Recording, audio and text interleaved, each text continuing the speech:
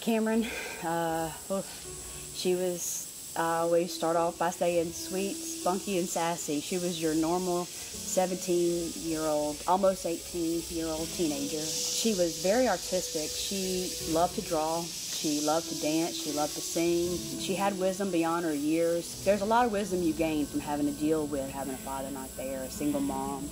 A lot of her friends told me that she was just their encourager, their counselor. She was always talking with them, and she marched to the beat of her own drum, which was good. That's what I encouraged. I encouraged her, don't be the same, be different. She was 26 days away from her 18th birthday and 3 months away exactly to the day of graduation. She had also been accepted to the University of Montevallo. She told me she was thinking about being a teacher.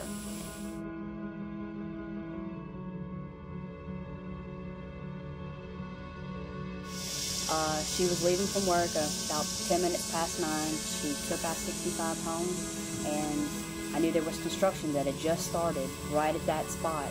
And so I didn't think much about it, you know, another 5 minutes and then I started to get worried. I called my sister, have you left work? No, not yet, I'll be about 5-10 more minutes. And I said, her car hasn't moved, she's not answering. She goes, okay, let me wrap it up. So I was on the phone with her as she got on 65 and she said, there is traffic. If it looks like something's going on, and as she got a little closer, there is an accident, you know. And so she pulled off the side of the road. She said, it is Cameron's car. You know, she was just trying to get the attention of a policeman. The thought of anything worse was not in her mind. And I heard him having a little bit of back and forth talk, and the phone went dead. And I didn't know at the time. I didn't know what was going on. I kept trying to call back, but in the meantime, my husband was getting on his shoes. I was getting mine on, and we were, you know, heading out. And all I knew was to head to Shelby. That was the closest hospital. We arrived there. She wasn't there. Nobody had been brought there. When I can't remember who got the call, if it was me or one of us got the call to go to the Pelham Police Department. My sister was there. They had taken her from the accident and brought her to the police department, and we had to wait for the sergeant to come in to let us know that Cameron was deceased and that it was through texting and driving.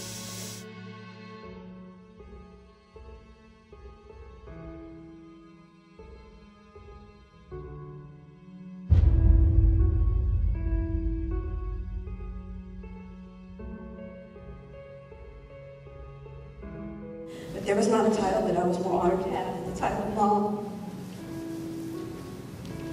There was not an achievement I was more proud of than to raise my one and only daughter for almost 18 years.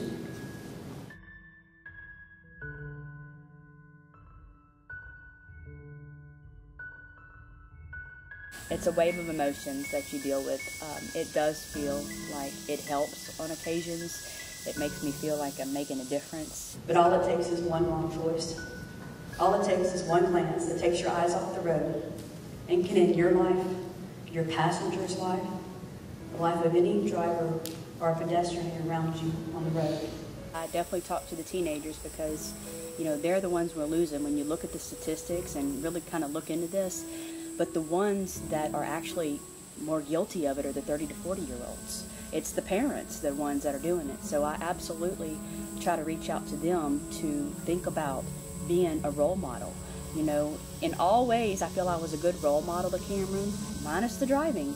This is just not acceptable. And I personally can't sit back and not say something, be an advocate of awareness.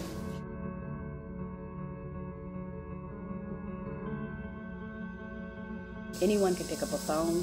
It begins with you contacting your senator, your representative, and tell them, we want you to vote yes for the hands-free Alabama law.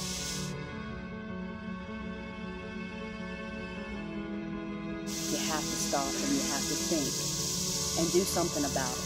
Put your phone on Do Not Disturb. Update your Apple iPhone to make sure it has that. It'll do it automatically for you. Put it in your glove compartment. Put it in your back seat. Think about the pain that it will cause your family if you leave this world. Think about the pain you could cause another family if you kill another person.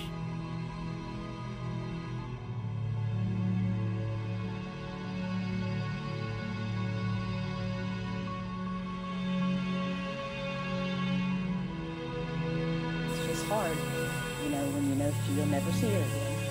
That's difficult.